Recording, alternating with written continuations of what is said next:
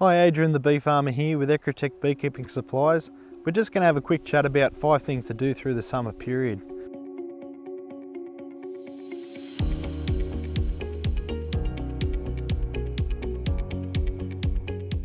So first of all, obviously monitor for swarm cells is a really good idea.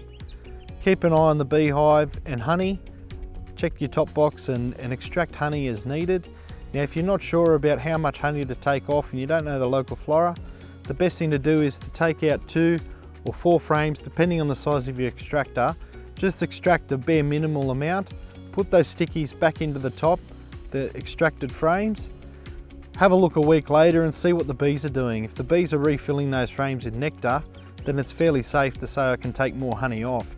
If they've cleaned those stickies up and done nothing with it, then leave it alone and wait until they start to bring more nectar in. Another good thing to do is to observe the bees at the entrance of the hive. Are they bringing in pollen?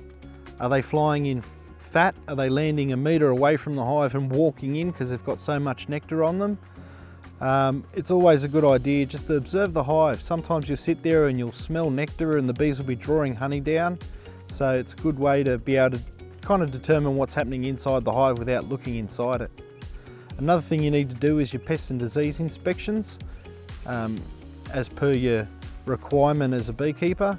And also another great thing to do is to take time to observe the local flora.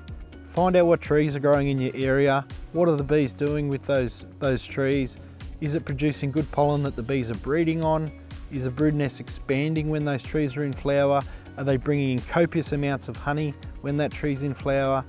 Look at the buds on the trees and try to work out your local flora in your area. Thanks for listening. And be sure to subscribe.